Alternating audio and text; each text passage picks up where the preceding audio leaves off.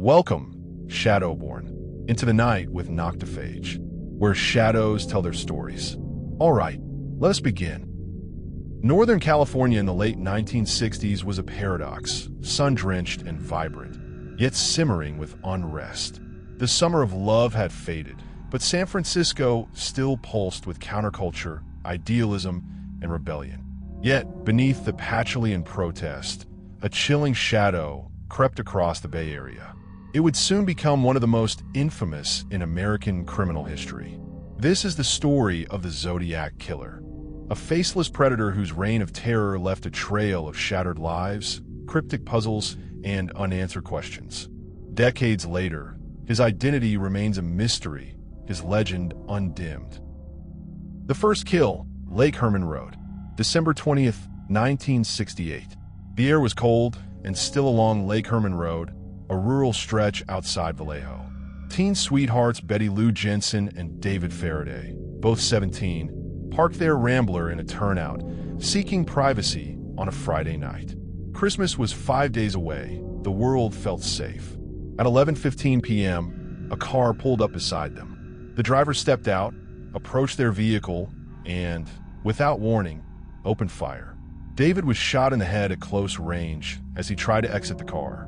Betty Lou bolted from the passenger side, running for her life, but collapsed after 5 shots to her back. By the time a passing motorist discovered them, both teens were dead or dying. There were no witnesses, and the motive was unclear. The community was left reeling, and the police had few leads. The Vallejo Police Department was baffled. The crime seemed motiveless, the violence chillingly impersonal, but the killer was just beginning. Moving on to Blue Rock Springs, a killer returns. July 4th, 1969. Darlene Farron, 22, and Michael Mageau, 19, parked at Blue Rock Springs Park, just a few miles from the first murder site. Fireworks burst in the distance. The couple talked quietly in the darkness. Suddenly, a car pulled in behind them, its headlights blinding. The driver sat for a moment, then left, only to return minutes later. This time, the man emerged with a flashlight and a 9mm Luger. Without a word, he fired into the car, striking both victims multiple times. Darlene died. Michael survived, despite being shot in the face and neck. As he lay bleeding, the killer walked calmly back to his car and drove away. Within an hour, the Vallejo police received a chilling call from a payphone. "I want to report a double murder. If you go 1 mile east on Columbus Parkway, you'll find kids in a brown car. They were shot with a 9mm Luger. I also killed those kids last year. Goodbye." The police traced the call to a phone booth near the Vallejo police station.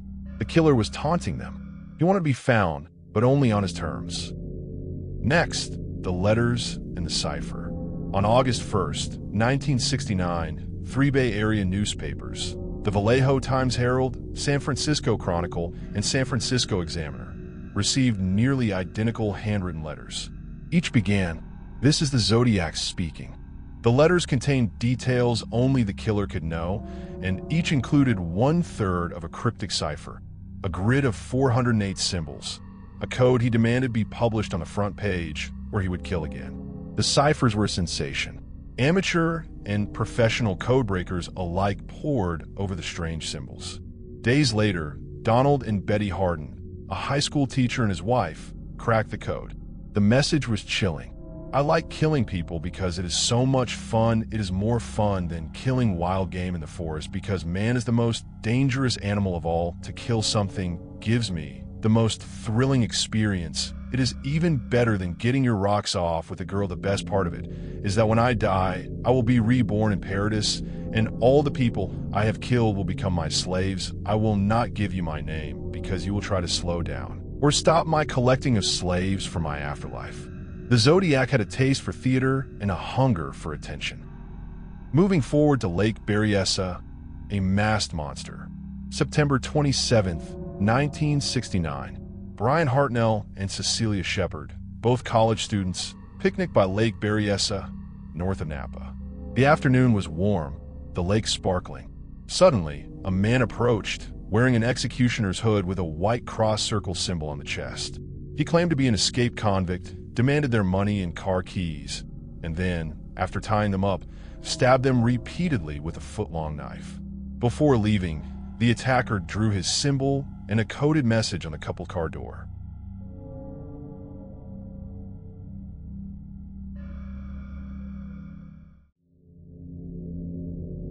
Cecilia died from her wounds. Brian survived, giving police a detailed description of the killer's costume and voice.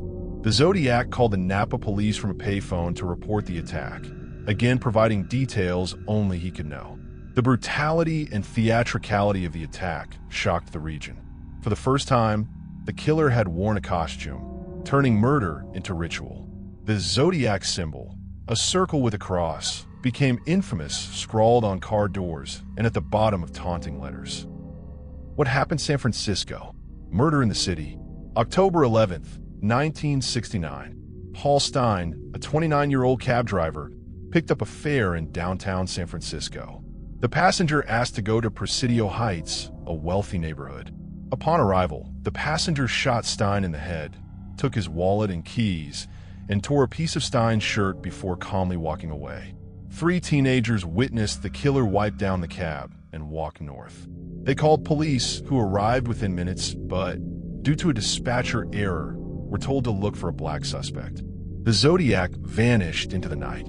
Days later, the Chronicle received another letter, this time containing a bloody piece of Stein's shirt. The killer mocked the police for their incompetence, threatened to shoot children on school buses, and included a new cipher. The city was gripped by fear. Parents kept children home, and police escorts followed school buses. Now, let's talk about the investigation. The Zodiac case quickly became one of the largest manhunts in California history. Dozens of detectives from Vallejo, Napa, San Francisco, and the FBI worked together, sharing evidence and chasing leads. The killer's unpredictability and cryptic communications made the case especially challenging. Hundreds of suspects were investigated. The most famous was Arthur Lee Allen, a Vallejo resident with a troubled past and circumstantial connections to the crimes. Allen owned a Zodiac brand watch, was ambidextrous, matching the killer's inconsistent handwriting, and was identified by some witnesses as resembling the composite sketch.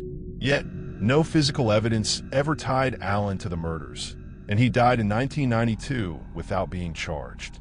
Other suspects included Rick Marshall, a projectionist with a fascination for codes, Lawrence Kane, who had brain damage and lived near several crime scenes, and countless others from disgruntled veterans to reclusive loners. Each theory sparked new waves of speculation, but none yielded a definitive answer. The Zodiac sent at least 18 confirmed letters between 1969 and 1974, sometimes including ciphers, sometimes taunting police or the public. Some letters included bomb diagrams, threats against school children, and bizarre references to pop culture and mathematics. The most famous unsolved cipher, the 340 Z340, stumped experts for over 50 years until it was finally cracked in 2020 by a team of amateur codebreakers. The message revealed more of the Zodiac's twisted philosophy, but, as always, no clues to his identity. I hope you are having lots of fun in trying to catch me. I am not afraid of the gas chamber, because it will send me to paradise all the sooner. The Zodiac's obsession with the afterlife, slaves, and paradise, his spelling, was a recurring theme. He craved attention, control, and the power to terrify an entire region. Now we will dive into how the public reacts. The Zodiac's reign of terror coincided with a period of deep social anxiety. The Vietnam War, political assassinations, and the Manson family murders had already shattered the illusion of American innocence. The Zodiac's random violence and mocking tone struck a nerve. Newspapers published his letters in full, sometimes at the killer's demand. Editorials debated whether to give in to his threats or risk more violence. Radio shows and TV news ran constant updates. Amateur sleuths pored over the ciphers, hoping to crack the case from their living rooms. The killer's threats against school children led to police escorts and empty classrooms. Couples stopped parking in lovers' lanes. The Bay Area, once a symbol of hope and change, became a place of suspicion and fear. Let us now talk about the survivors. Not all of the Zodiac's victims died. Michael Mageau and Brian Hartnell survived their attacks, providing crucial details to police. Mageau described the killer as a heavy-set white male, possibly in his late 20s or early 30s, with short brown hair and glasses. Hartnell recalled the killer's calm, almost clinical demeanor and a strange, ritualistic costume. Their survival was both a blessing and a curse. Both men struggled with trauma, guilt, and the weight of being living witnesses to evil. Their testimonies, however, helped shape the investigation and public understanding of the case. Moving on to copycats, hoaxes, and the end of the letters. In the years following the last confirmed Zodiac letter in 1974, dozens of copycats emerged, sending false confessions and ciphers to police and newspapers. Some tried to claim credit for unrelated murders. Others simply sought attention. The real Zodiac, if still alive, faded into silence. Police continued to receive tips and possible leads for decades. Advances in forensic science, including DNA analysis, offered hope. In the early 2000s, DNA from some Zodiac letters was extracted and compared to suspects, but no match was found. The killer's identity remained just out of reach. The investigations were very challenging. The Zodiac case exposed the limitations of law enforcement at the time. Jurisdictional rivalries, lack of centralized databases, and primitive forensic methods hampered the investigation. Police departments in Vallejo, Napa, and San Francisco often failed to share information promptly. Suspects slipped through the cracks, and crucial evidence was sometimes lost or mishandled. The Zodiac's unpredictability and intelligence made him a uniquely challenging adversary. He changed weapons, locations, and even his appearance. He seemed to anticipate police tactics, and his ciphers were designed to frustrate and taunt. Despite the obstacles, detectives like Dave Tashi and Bill Armstrong of the San Francisco Police Department and Ken Narlow of the Napa County Sheriff's Office dedicated years of their lives to the case. Their frustration and obsession became the stuff of legend, inspiring countless portrayals in books and films. The cultural legacy of the Zodiac Killer. The Zodiac Killer's impact is still felt today. He changed the way police handle serial crimes, media coverage, and public safety. His case inspired countless books, films, and documentaries, most notably David Fincher's acclaimed 2007 film Zodiac, which reignited public interest and introduced the story to a new generation. The Zodiac ciphers continue to fascinate cryptographers and amateur detectives. Online forums, podcasts, and YouTube channels dissect every clue, every theory. The case is a touchstone for true crime enthusiasts and a cautionary tale about the limits of technology and human ingenuity. The Zodiac story has also inspired fiction, from comic books to television series. His cryptic persona, coded messages, and unsolved identity have become archetypes in the genre of true crime and psychological thrillers. What are the unanswered questions of this case? Who was the Zodiac Killer? Was he a lone madman, a calculating genius, or something else entirely?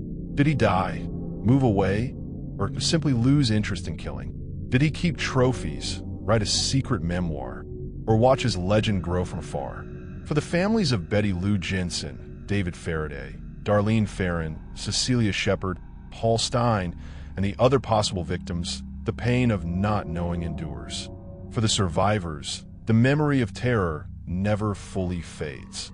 The Zodiac's shadow still looms over Northern California, a reminder that evil can wear any face, and sometimes, the most haunting stories are the ones that never end.